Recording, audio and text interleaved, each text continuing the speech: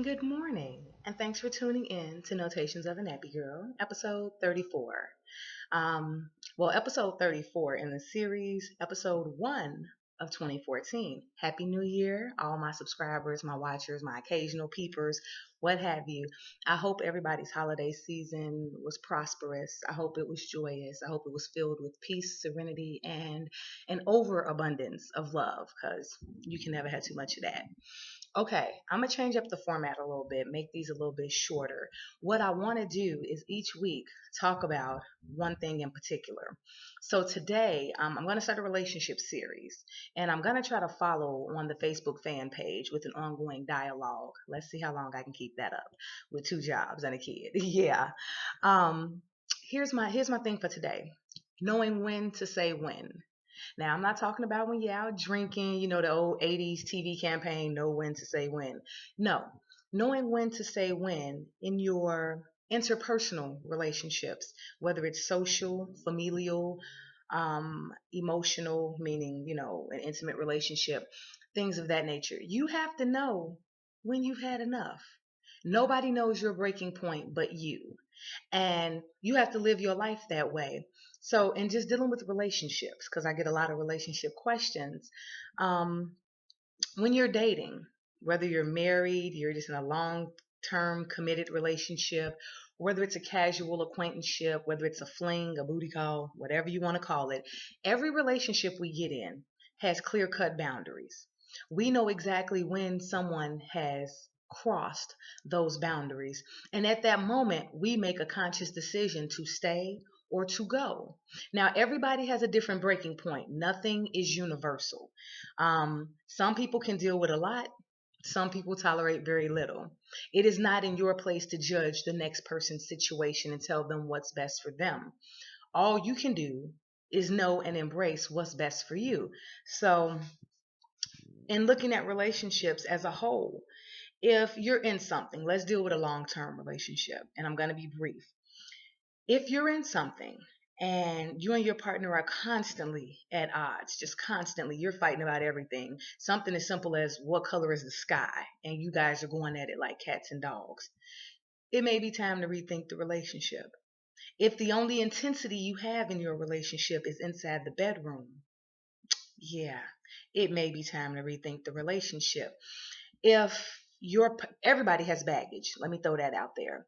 If your partner has come to you and they're damaged per se, they've been cheated on, they've been abused. I swear, I think people have radar to know when I'm recording because that's when the phone rings.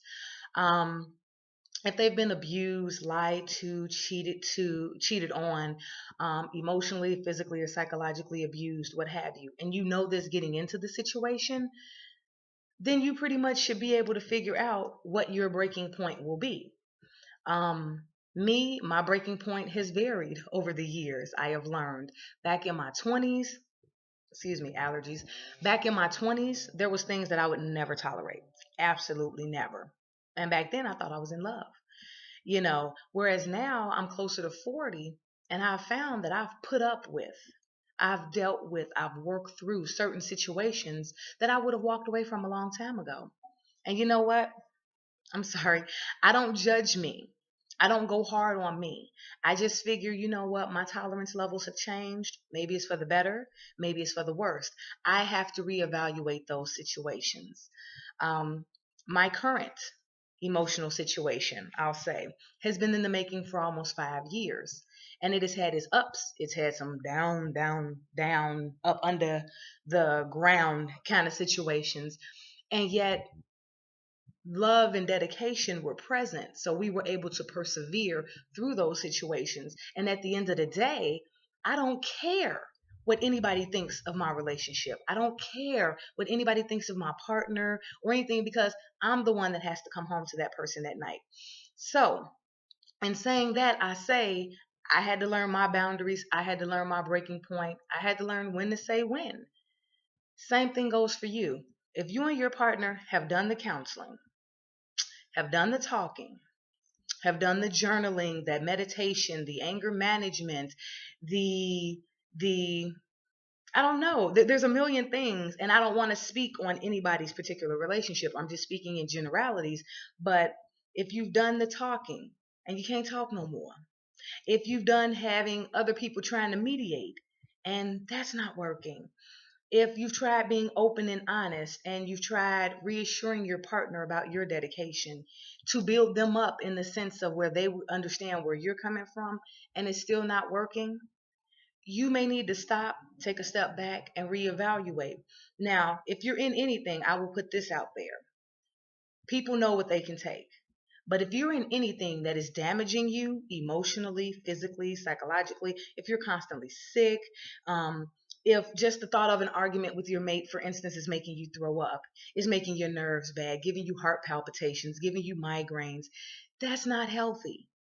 And that's what I want us to start this new year out on. I want us to be healthy emotionally, psychologically, physically. We need to be healthy. We have to be one to usher in all these changes that we talked about in 2014.